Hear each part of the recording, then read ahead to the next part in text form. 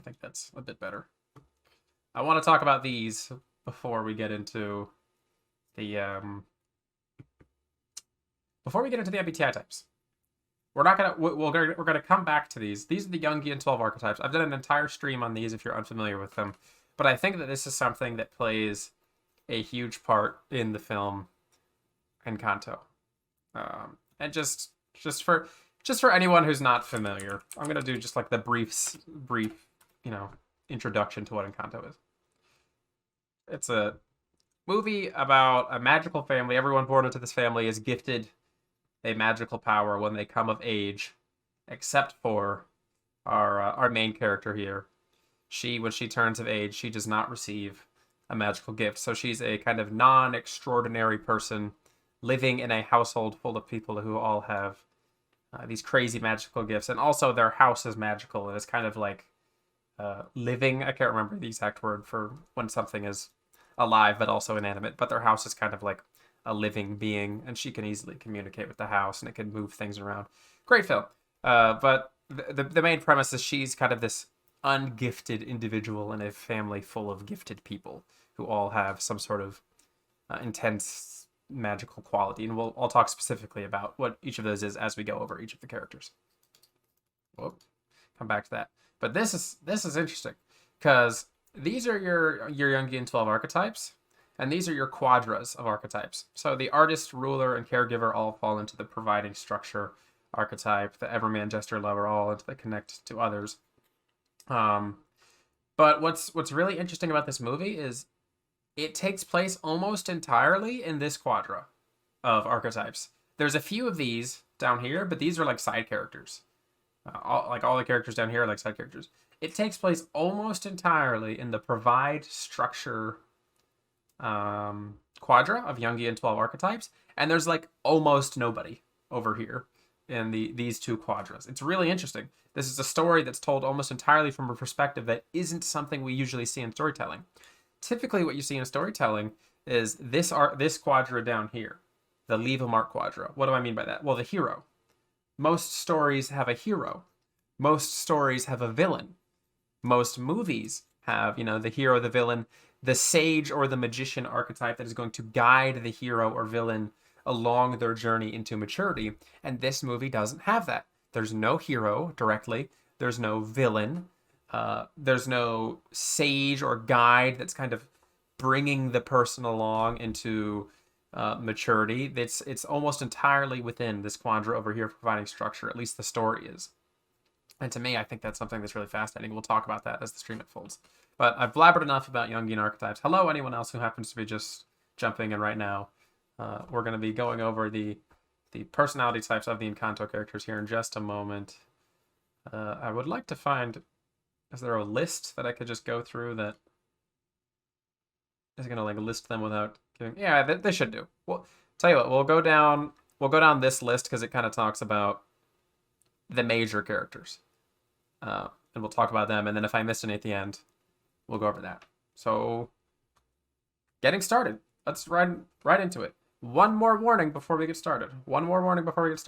This will include spoilers. If you have not seen Encanto and you don't want to have movie spoilers, maybe don't watch this, because we're gonna have to talk about the journey of growth for these characters, for the types to play out. So, starting, Mirabel. Mirabel's an interesting character, right? Kind of goofy, a little bit outgoing, sporadic. We can tell that she's emotional, but not like like cry in the corner type of emotional. Life of the party, definitely. She definitely has the life of the party type of energy. Her whole thing is that she was born without a gift in a family full of gifted individuals. So essentially, she was the one who didn't get anything. Let's see. Oh, some people are already guessing. Yep. So I think it's easier for me to start with my type guess and then maybe try to justify that. And Galaxian, I think you're right on point. I think ENFP is the perfect match for Mirabel. So Mirabel's obviously someone who cares about her family and she cares about the traditions associated with their family. This shows some respect or value for the SI function in some regard. Now, what's really interesting, in my opinion, about Mirabel and why I think she's likely an ENFP is because her whole story and unfolding of her character goes back to the idea of the Jungian 12 archetypes in the providing structure area, which is really common for the NE and SI high types. I think she's an artist. I think she falls into the artist and innovation category. Now, artist doesn't always mean creating physical art. I think it's more so representative of the idea of change. So now you have to do some critical thinking. Why is the artist archetype innovation in the providing structure? Innovation and structure are kind of a weird relationship to each other, right? Well, the thing that ENFPs and ENTPs in particular tend to excel at is they're the ones who kind of tear down old structures that don't work for the sake of building them up. So a lot of the times it seems like an ENTP or an ENFP is going to be the person who's like going against tradition, but it's because they care about the tradition. They care about the values of their family or the society that they've kind of withheld. And it's this weird relationship where they have to disobey whatever it is that whatever it is that they care about in order to improve it. And that, in my opinion, is the key point of Mirabel's character throughout the film Encanto. Because the family, the family is being torn apart by the overwhelming bearing and weight of tradition that Abuela is putting onto it. So Abuela is so concerned with I'm going to zoom this in just a little bit. Where am I zoom button? Abuela is so concerned with family tradition and earning the gift that was given to the family that she loses sight of the reason the tradition exists in the first place. She kind of becomes the tradition instead of the reason for the tradition being there in the first place. So Mirabel's character growth, Mirabel's archetype, is seeing that flaw and tearing it down so it can be rebuilt into a stronger tradition, which is what NE excels at. Extroverted intuition can really excel at this if they're someone who finds themselves in an environment where they are associated with the traditions that they care about. Now, in terms of her, feeling function, I think it's pretty clear that she's very kind of like self-focused a little bit when it comes to her emotions. And even though she tends to feel things strongly, she's a little bit more likely to hide them as opposed to maybe openly sharing them. And even every now and then you can kind of see some bitterness in her words when you can tell she's feeling something, but she doesn't want to express the negativity associated with it. So in the first song, the song about the Madrigals, the family, there's a line in that song where she's singing about her sisters. And if you pay attention subtly, you can tell that there's some hidden undertones of the feelings that she's feeling that she doesn't want to present. So, for example, when she sings about her sister, the one who can grow flowers, I'm sorry, I'm not exactly remembering her name, Isabella, she says, Isabella grows a flower, the town goes wild. Grows a flower. Isabella, the character who can grow unlimited flowers, the character who can create a banquet in 2 seconds. Isabella grows a flower and the town goes wild. She's showing bitterness at the idea that Isabella is kind of this perfect golden child. It's a very subtle thing in the song, but you can tell that she wishes, or she maybe undervalues on a feeling perspective what Isabella brings, or maybe even is jealous, especially because she as an individual didn't get a gift. She wasn't gifted with any sort of magic herself. She even refers to Isabella as the golden child who can do no wrong. I don't think she feels this way as negatively towards her other sister, Luisa. I think Luisa because there's like a lack of arrogance in Luisa's personality. Mirabel doesn't have as much of maybe like a grudge, and you can even see it because there's a whole song about Mirabel and Isabella connecting. Like, there's a whole thing about them getting over their disagreements, but they subtly hint to it early on in the movie if you pay attention to the very subtle wording that goes into the song that are sung. So yes, Mirabella is an ENFP in my opinion. She's wild. She's got ideas. She likes tradition, but is very willing to break it down for the sake of rebuilding a family. And here's my hot take. Here's my hot take. Mirabel did get a gift.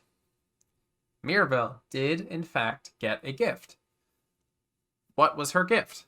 Well, it's interesting because you think about the magical gifts that everyone in the family has. What is their ability? Okay, well, Julieta can heal people. Isabella can grow the flowers, all that. Luisa's super strong. Pepa has the weather. What does Abuela have? What is Abuela's gift? Abuela's gift is the candle. Abuela's gift is the gift. If Abuela's gift is the gift, what happens when Abuela passes away? What happens when Abuela passes away? If all of the magic resides within Abuela, what happens when she passes away? The magic goes. So, Mirabel didn't get a gift because her gift is to inherit the flame. Mirabel's gift is that she is the next matriarch of the family. The flame, the candle, the magic is being passed from Abuela to her. She represents the rebirth of tradition and the honoring of that tradition in new ways. And not only can you see this in the movie through practical means, you can see it in the symbology represented in the film as well. Look at what she's wearing. She's wearing clothes completely adorned with butterflies. What is the candle's primary symbol? Butterflies. Every character's clothing is adorned with something that represents their gift. You can't see it in here, but Luisa has like weights and dumbbells on the bottom of her dress. She's got like flowers and stuff. He's got the animals up and down his vest. Look, this is even subtle. Camilo has the chameleons, which chameleon, it's kind of subtle if you think about it, but he can kind of transform and shape. Dolores has sound waves on her vest, on her thing. Bruno has you can't see it in this picture, but he has the hourglasses all over his kind of poncho looking thing. Every character has something on their clothing that represents what their gift is. And Mirabel, who, supposedly doesn't have a gift, has the butterfly. She inherits the flame. She is the next Abuela. She becomes the next matriarch, or at least I think that's the only explanation, And even at the end of the film, when you see her put the doorknob into the handle, and it kind of makes the new golden door that encompasses the house, Mirabel is standing directly center below Abuela, as if she is the next in line, the next center descendant of the family, the next pivotal pillar that is going to hold the family up. So I genuinely believe that Mirabel's entire character is representative of the idea of extroverted intuition and the concept of building or challenging and reforming tradition because it doesn't work by breaking it down and rebuilding it stronger, which is the unique gift of extroverted intuition. So, rant over, 5 to 10 minute rant about Mirabel over. Mirabel, in my opinion, strongly, I would suggest an ENFP. And I think that her entire concept is around the idea of reforming tradition into something new. Great. So Mirabel, ENFP in my book. Let's move on down to Abuela. Now, Abuela's kind of an interesting one, because I think there's two different takes you could take about this. I think she's either an ISTJ or an ISFJ. I think not many people would argue that she's not an SI dominant. But the question is, which one? Which SI dominant type is she? She comes off as very stern. She comes off as very like, hey, do this. But why? Where does the do this come from? What is the purpose of her kind of having this well, let's go back to the Jungian archetypes. What's the purpose of this? She is easily the ruler archetype. This is the center stone of the providing structure quadra. I think that her entire aspect is control. Why is she so concerned with control? Because the gift was given to them, the candle was given to them, and she fears its loss. So therefore, through the fear of loss, she feels like she has to keep on earning the miracle. And you can even hear this in the first song in the movie when she sings the line something along the lines of, every new generation must keep the miracle earning. As if this is not just a gift that was bestowed upon them, it was something that must be earned through like tradition, and therefore she is the one who must control and ensure that the tradition is maintained. So I think that there's a good chance that she's an SI dominant type. Now, again, it goes back to the idea of FE versus TE. I actually think she might be an ISFJ instead of an ISTJ. She comes off as very like all pseudo TE-ish in the film. I'm not convinced that she's a TE just yet. I think you could argue it. I think she's a matriarchal FE type. Because FE doesn't necessarily need to mean receptive or complacent in terms of, familiar matters. FE can just as easily be the feminine control, is how I would say it. And I think that is something we actually see with Abuela. When I like to talk about how FE can present itself in some like negative terms, the negative archetype is usually the mother to the mobster.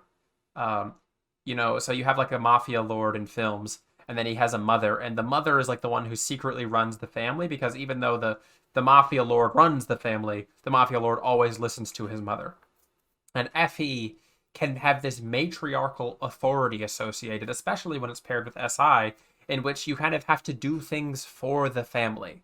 We're not doing it just because it's practical. We're doing it because it's for the sake of the family. Don't disobey the tradition. If you disobey the tradition, you will be cast out from the FE sphere if you disobey the tradition.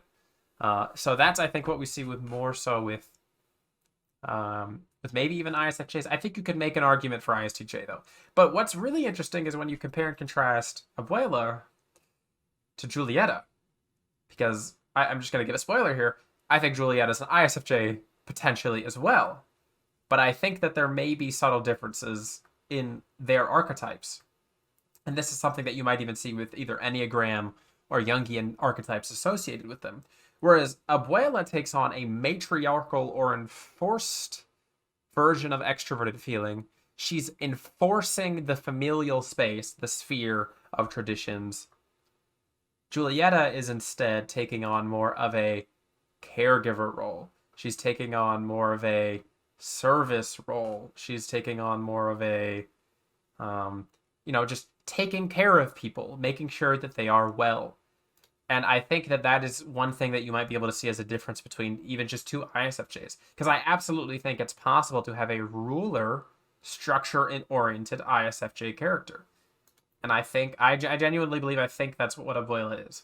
I think she's a ruler or an ISFJ with the ruler archetype. Because whenever you see her talking about work, whenever you see her talking about getting things done, it always circles back to the family. It always circles back to what needs to be done to ensure that the tradition is upheld. I think there's a fear and an anxiety around the idea of losing the magic or losing their gift through their inability to upkeep the family and the tradition. So therefore she has to take on this matriarchal role. So, just to give a quick rundown of what we've already done, Mirabel, ENFP with the artist archetype. I think Abuela, she's an ISFJ with the ruler archetype, though you could easily say ISTJ as well. Anonymous Lore says ESFJ, in my opinion, just more deliberate and should do. I think you can make an argument for ESFJ as well. I think that's a good point. If she wasn't so contained and poised and proper, I would actually think she's an ESFJ as well. And I think that there is an ESJ in this movie, and we'll get to the ESJ later. But I'll circle back to this concept when we get to that. So Abuela, I think, is a matriarchal ISFJ who could potentially be an ISTJ, who has the ruler archetype and is concerned and anxious about the idea of providing structure to ensure the family is upheld. So, Julieta, I touched on it a minute ago. Um, I think Julieta is just an ISFJ. I think ISFJ. I think she's the stereotype of an ISFJ. I think she's what you traditionally think of when you think of an ISFJ. The caring mother who's maybe a little bit passive, not very assertive, caregiver, as opposed to control. We barely even see her speak in the movie. And when she is speaking, when she is doing something, it's giving care or providing help to other people. Even you can even see it with her husband, because the whole concept of her husband's character is that he's accident prone and always hurting himself. And despite the fact that he means well and always wants to help people, he's goofing up and getting hurt. And her whole thing is being with someone who's constantly in need of caregiving. And her ability is caregiving. Her whole thing is the ability to provide care for people. I don't think there's much of a hot take going on. I don't even think we need to spend too much time with Julieta. I think she's a really clear example of a caregiver archetype, ISFJ. And if anyone disagrees with that, you're more than welcome to say so. I just think she's such an interesting contrast when you compare her to someone like Abuela, and how you can see practical differences in the cognitive functions of types. So, Isabella. In my opinion, this was one of the hardest characters to type in the film. I didn't know what to think when I first saw this character, and it took me a while to decide. I think it's pretty clear now that she's an extroverted thinking dominant type. I think she's a TE dom. She's extremely forceful. She has no regrets about holding back her opinions. Perfection's very important to her. She's very much like a get it done kind of person. She looks like an ISFP. Great thing to point out. Great idea to point out. This image is like almost non-representative of her personality. This is her after her growth, actually. If I don't know if you've seen the film, but this vine indicates that this is her post song. So she has a song in the movie because her whole character is perfection, beauty. She has to uphold these standards. She has to be the poised and perfect character. And she has a song about learning to not be perfect. What kind of oh my god, I don't even remember the lyrics. Encanto Isabella song. What's it called? What's it called? What else can I do? What else can I do? Lyrics. I know I'm gonna zoom. Give me a sec. What could I do if I just grew what I was feeling in the moment? What could I do? What could I do if I knew it didn't need to be perfect, if it just needed to be, and they'd let me be? I think her whole character growth is going from TE to recognizing that she has FI, and that like it's okay to have FI, because she goes from perfection to like mess, and she breaks free from an entire lifetime of feeling like she has to be the perfect golden child who's never allowed to make a single mistake and has to represent perfection, to feeling like that's not a healthy way to live. What could I do if I just grew what I was feeling in the moment? I think she has repressed introverted feeling, and then when she discovered that was a thing, it became incredibly cathartic. The whole song is just her throwing around roses and stuff, and making messes. Is there any pictures of it? I mean, it's like her singing in the song. Yeah, like it's kind of blurry, but this is like a representation of her like in the song feeling like she has to do the poses. Like, look, she's got these statues of herself doing poses, and she's really tired and stressed because she doesn't want to do the poses. ENTJ says Galaxian. I think it's more likely that she's an ESTJ. But I think ENTJ could very well work. It's hard. Like, as much as she's kind of one of the main sisters, we don't get as much with her as we do with some of the other characters in the movie. What's her Jungian archetype? I'm actually interested in y'all's opinion. Where do you think Isabella lies in the Jungian archetype wheel? because I have opinions, but it's again, we don't get to see enough of her for me to feel like we get this strong idea of her internal values other than the idea that she feels suppressed by perfection. Because I think SI is going to be more so concerned with perfection than like an ENTJ. In terms, especially when it comes to like physical perfection, when it comes to the idea of beauty and aesthetics, which is something that she is representative of with the idea of kind of flowers. You know, it's difficult. It's difficult. I She's definitely not artist. Definitely not caregiver. Definitely not any of these. She's not a connect to others. I don't know. I think she could be a ruler as well. Maybe. Uh, she has repressed explorer, that's for sure. Like the idea of like freedom. Um, so maybe ruler. Yeah. I think explorer is her desire, like her hidden desire. So I think it's good that you're pointing that out, Anonymous Lore. I think explorer is what she like deeply, is aspirational towards. I'm not sure if that's her actual archetype, but it could be. Now that we've seen her growth, was she actually an explorer the whole time? Was she actually concerned with freedom and self-expression the whole time, but that was suppressed? Yeah. So I think you make a good point. I think explorer could be her Jungian 12 archetype if you want to talk about it post self transformation. Does the post self transformation represent the psyche? But how often would she maintain that? If we saw her a year down the line, would she still be kind of this crazy child, or would she eventually get bored with it and maybe be like, all right, I've had my fun, now back to this big thinking TE, or like the perfection? It's weird, right? Because like when you step into your shadow, how long can you maintain that? Because it's nice to break free of your ego state and go into a mindset that you're not used to. But how long can you stay there? And I think that's something that we don't get to explore in the movie. I think it would be interesting maybe if they do a sequel or a TV show or something where they show the characters down the road and what they're doing, because we could learn more from her. So my guess is that my personal guess is likely an ESTJ. I think ENTJ is your next best guess. But I think ESTJ just a little bit more. It's so hard. It's so hard to tell. You think she felt confined in the One Wing Nine, need to uphold perfect appearance, not rocking boat. Yeah, exactly. And that goes back to the idea of Abuela being an SI matriarch. And that, like, everyone in this film feels subdued. Oh, so this is I saw this in a YouTube comment.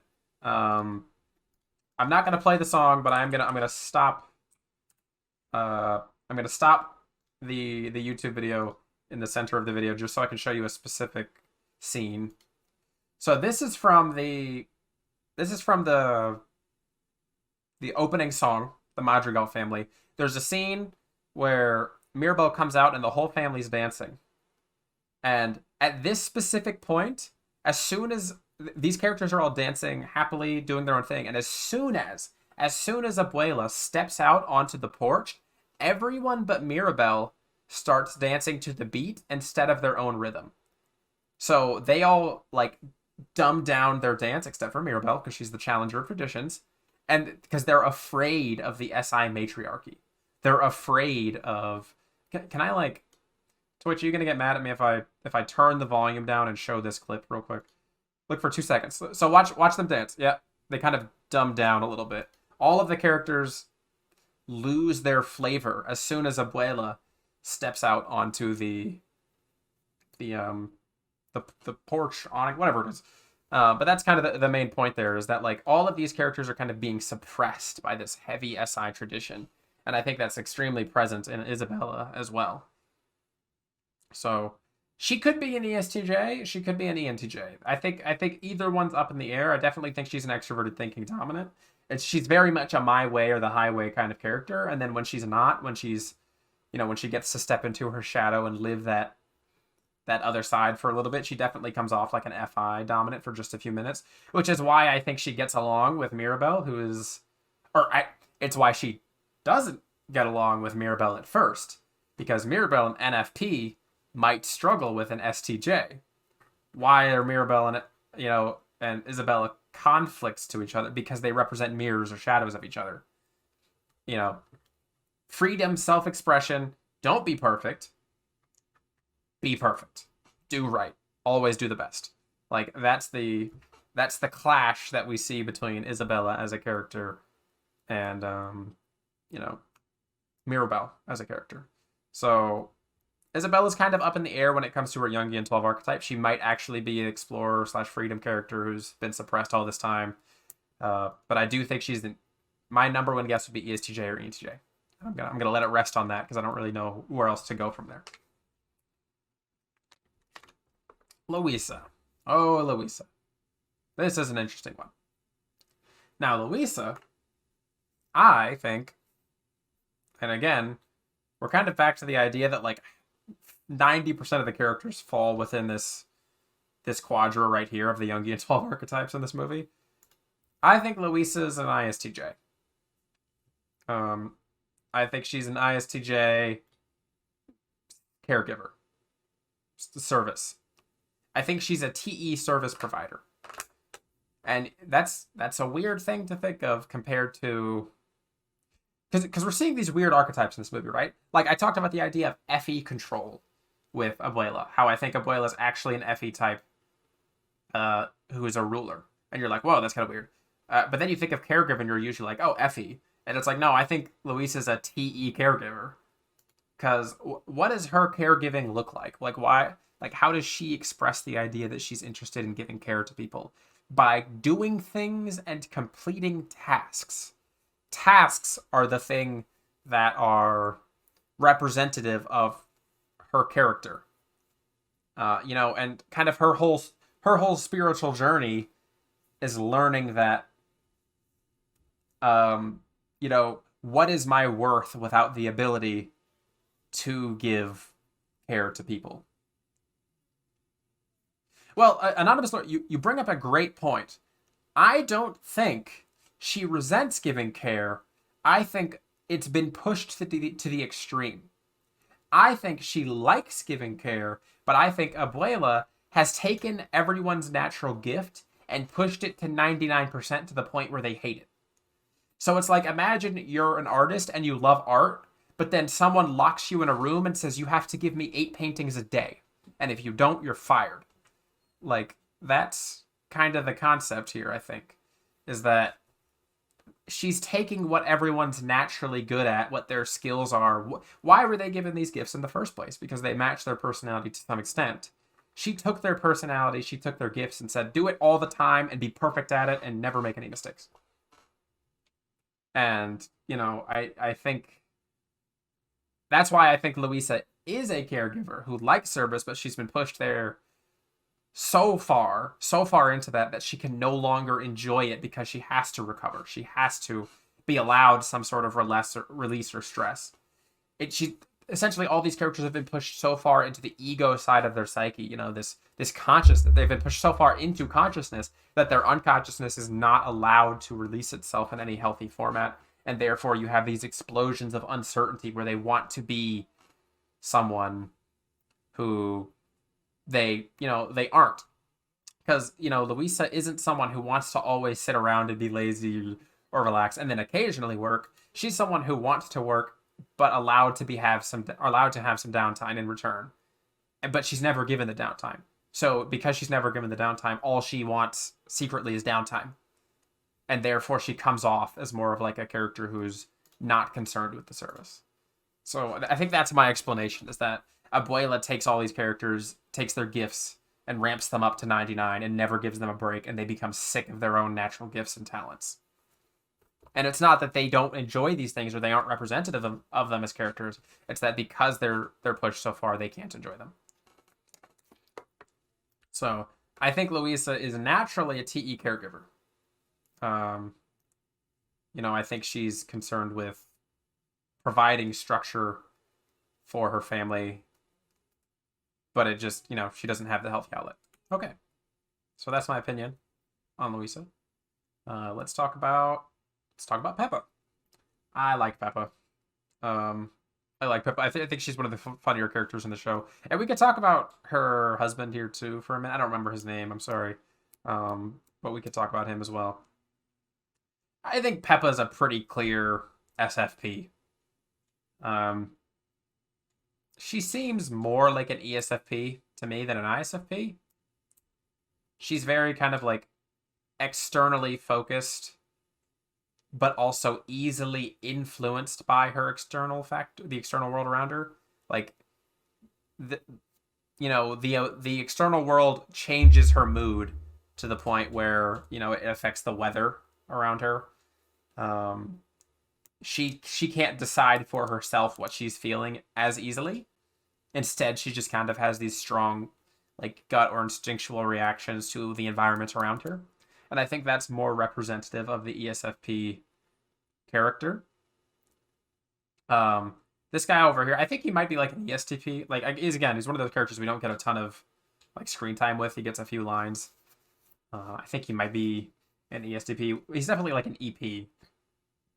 But because they're both kind of like wild child pairings together, but he's the kind of wild child who's like supportive of her. She's kind of I'm gonna do my own thing. She's definitely a gamma. Like there's no way she's not an SFP, because how much of the movie is just her being like, it's about me. Look at my thing. What do I want to do? Even when she starts singing, the Bruno song, she's like, it was like my wedding day or our wedding day. Like she just kind of is always referencing back to herself about her experience, that sort of thing, like her emotional thing. ESFP, center of attention, enforces it quite literally with weather. Yeah, I think Pepa's a great example of an ESFP. Now, when it comes to her archetype, that's cool. That's interesting.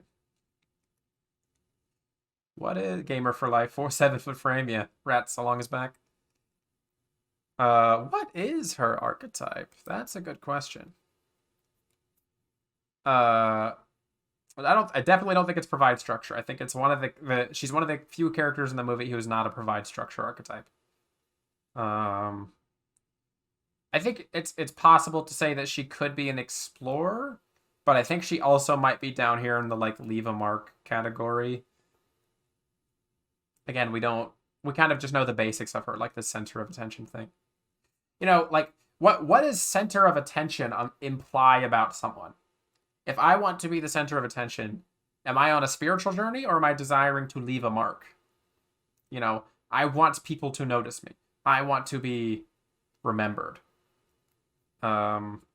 Safety. Oh, innocent.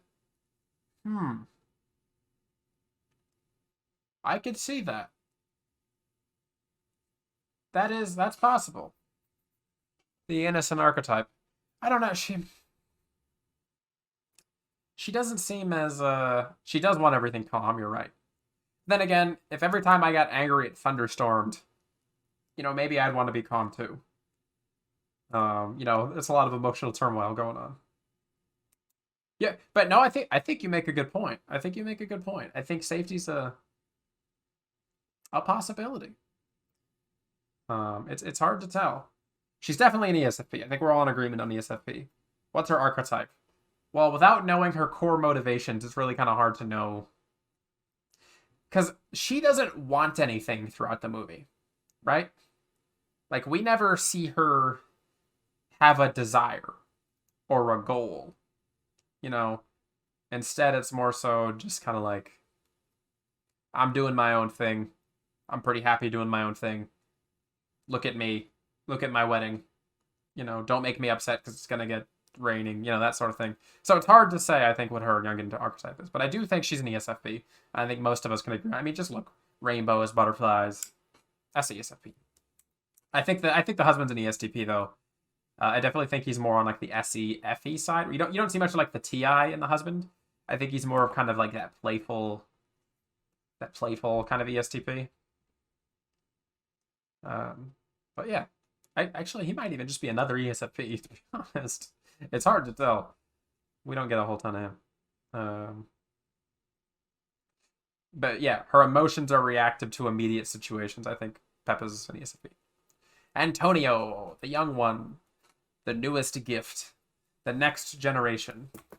Oh, what did I click? Okay. Um, so what does Antonio do? Antonio's gift is speaking to animals. Again, another one of those characters where we get a little bit in the beginning of the movie and then we get a little bit near the end, but in the middle we don't see a whole ton of them. Shows when the little brother keeps mocking him. Yeah. Yeah.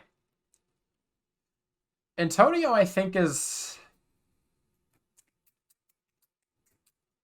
think he's an INFP.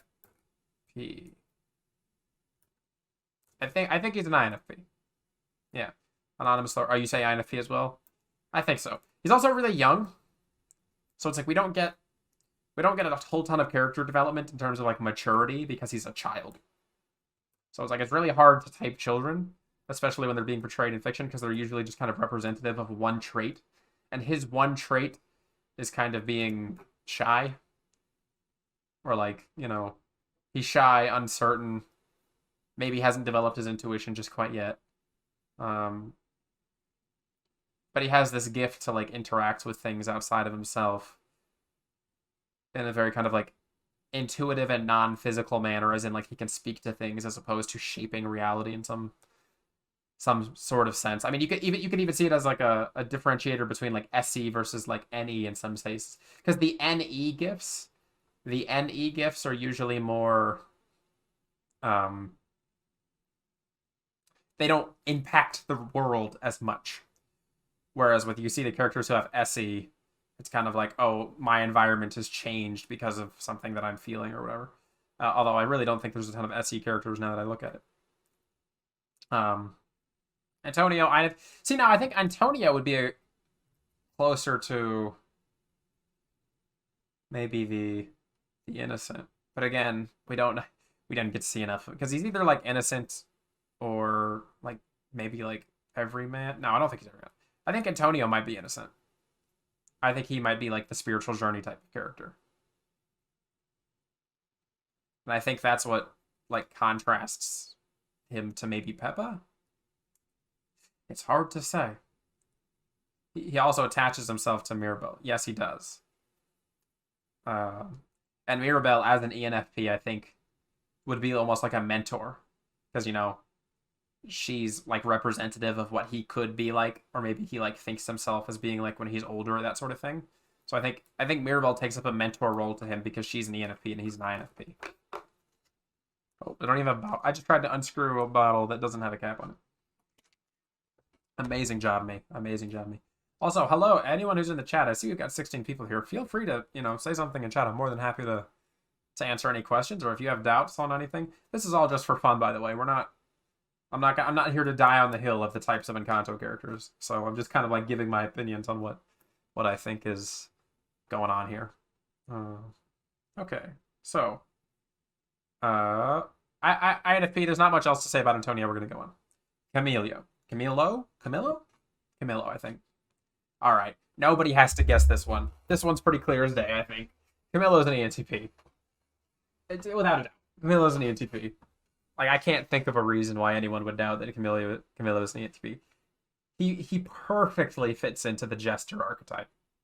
He connects to others through pleasure. Even in the opening song about the madrigals, Camilo won't stop until he makes you, or cousin Camilo won't stop until he makes you smile. Like, his whole thing is like changing the immediate moment to bring pleasure to others, to connect with them. And I think it's pretty clear as day that he's a extroverted, intuitive, dominant. He's extremely reactive to his surroundings, but he's not like physically reactive. He's shape-shifting. He's talking about ideas, even in his song about Bruno, he's conjuring these scary images of what Bruno might look like. He's kind of getting into your mind in terms of the ideas that he has. I mean, even the concept of a chameleon is something that I think perfectly represents extroverted intuition. I like to think of characters like Loki, like, Loki, the trickster god, is really, really representative of extroverted intuition, and one of his things is being able to shapeshift. I think shapeshifting is like the extroverted intuition gift, the ability to kind of mold to the needs of the environment in terms of, like, understanding the ideas associated with it. So I'm just not going to spend much time on Camilo because I think he's clear as day ENTP jester archetype. Dolores. I like Dolores. I think I know what type Dolores is. What do you all think? Anonymous, I'm sure you have an opinion. What do you think Dolores is? Because I'm pretty certain I have an idea of her type.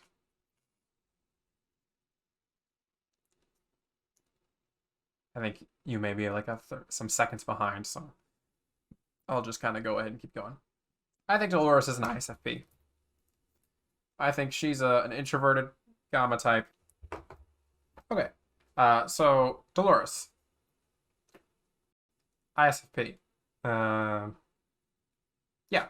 I think she's an ISFP. I think she's a gamma introvert. Introverted feelings pretty clear throughout the movie. She's very like in her own like mind and heart throughout the movie. Even during the song with Bruno, she's kind of like singing about her feelings towards like, I have a lover, but he's betrothed to another. She's like very concerned with her own emotional experience. Yeah, worst possible gift. I agree. Like, this is the one gift I would not want to have. I would not want to have the enhanced hearing unless I could like turn it off or something. That just sounds miserable. I think she has a healthy connection to NI, but she doesn't have high enough NI to like accurately predict what's going on. So Dolores' whole thing is she's like the one character who knows that Bruno is still around, but she doesn't know like what to do with that information. Or like, where should I go from here? Like, how should I what does it mean? What does it mean that Bruno's kind of like chilling in the walls and he's hiding? How do I do that, use that information?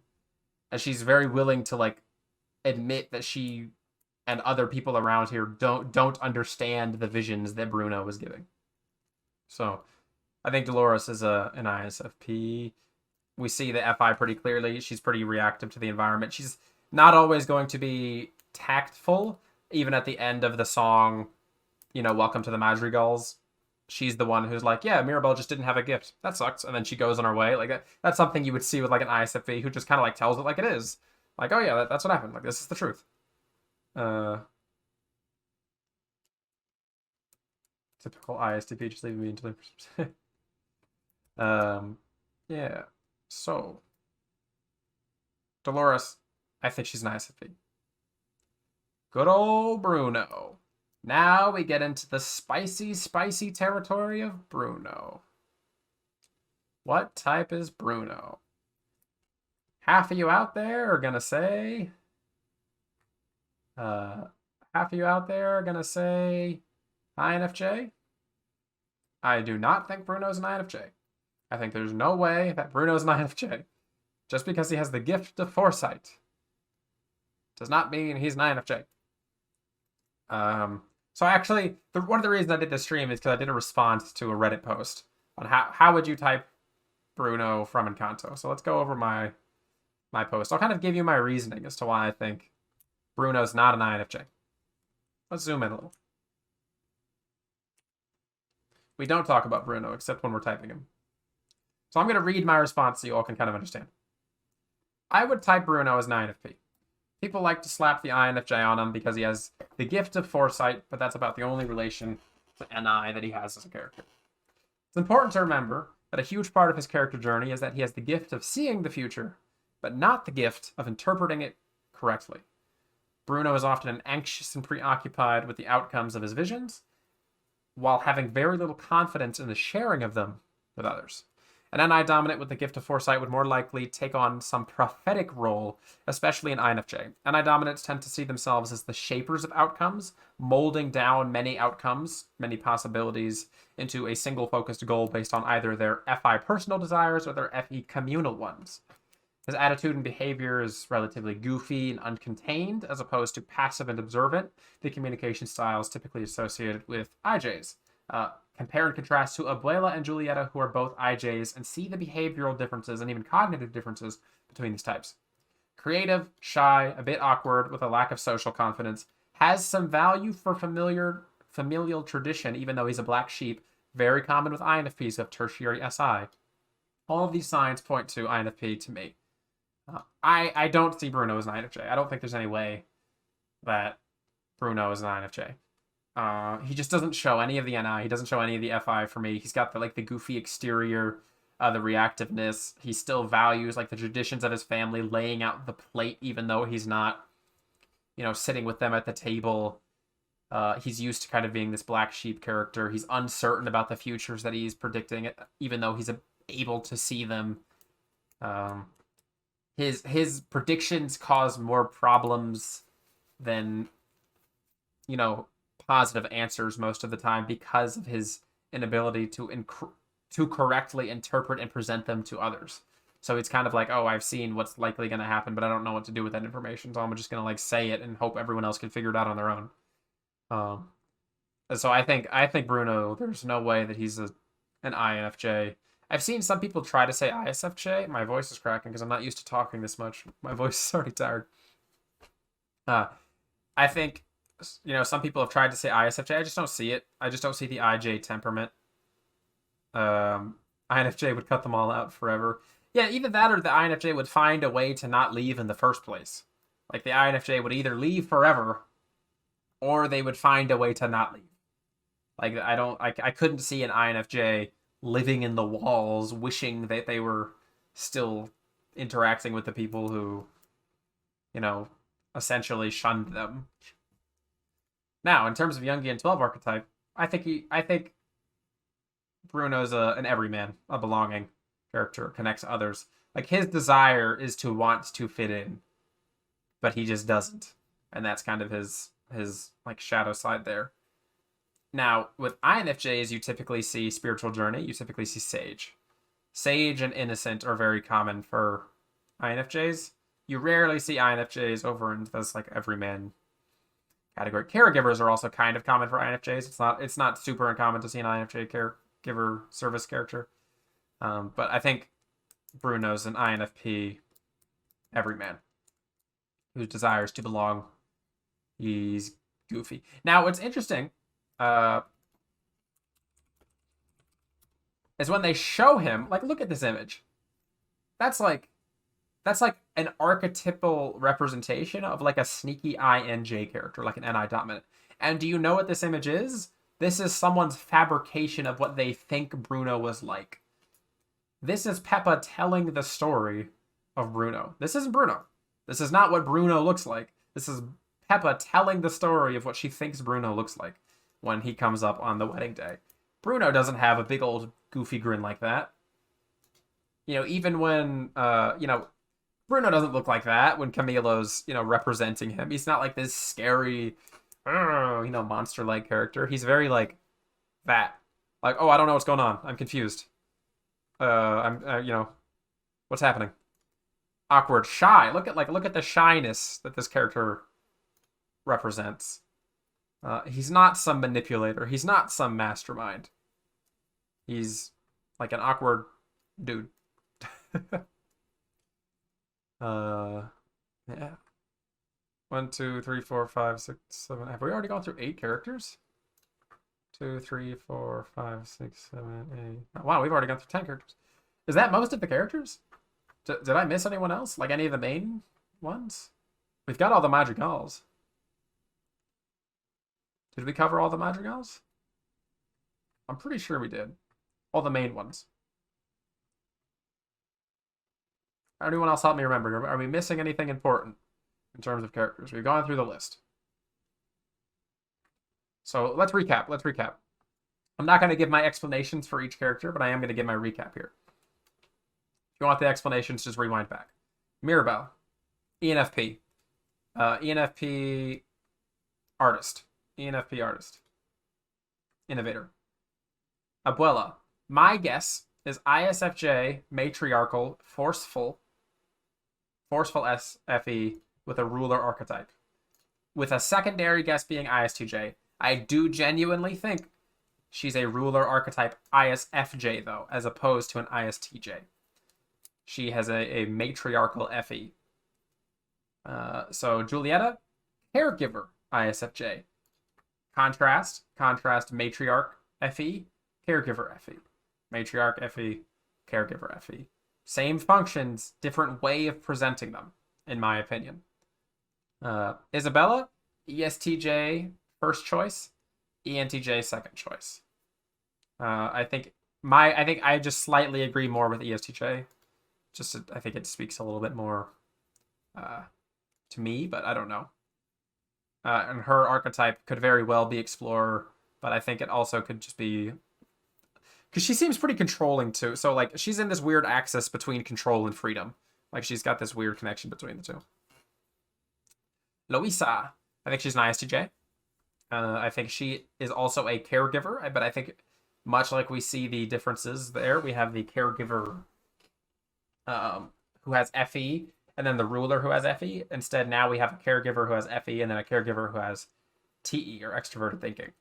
So I think Luisa is a caregiving TE type who desires to help through service, and her kind of feeling of worth is encompassed in the concept of serving others or making sure she's useful. Pepa, ESFP.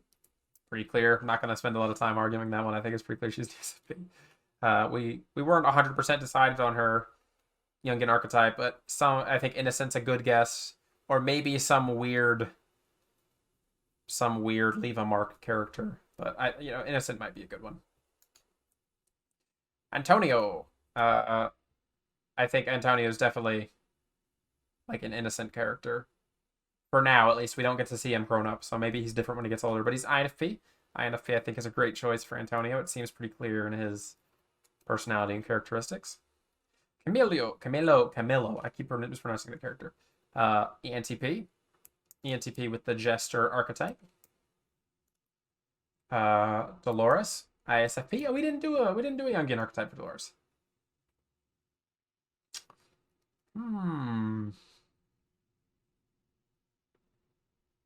She might even be like a lover archetype, to be honest. She kind of craves the intimacy with the other character. Again, we don't really get to see her much outside of her talking about the things that she's listening to. She's definitely not a leave a mark. She might be a spiritual journey. She's not a provide structure. So she's one of these three or one of these three.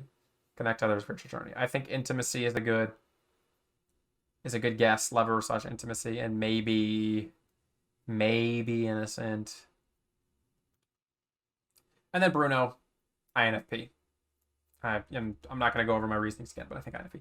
Anonymous source says Casita. Let's type the house. What type is the house? What type is Casita?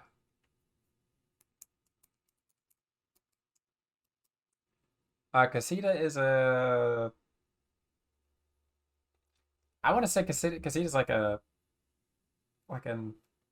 definitely a P type. I don't think Casita's a J. Casita's a P. Like an FP maybe.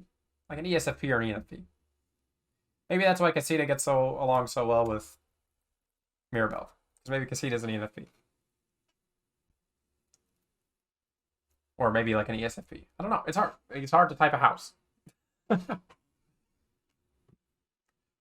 All right, so I think that's the core characters of Encanto, roughly typed, and we roughly went over their Jungian archetypes as well. Anonymous Lore, you are lagging far behind if you're just saying Sage right now. I think you are, at least. So that's going to be that. I think, again, I do want to reinforce one point before we go in case you just joined late. I think Mirabel inherited the gift of the candle. I think that was her gift.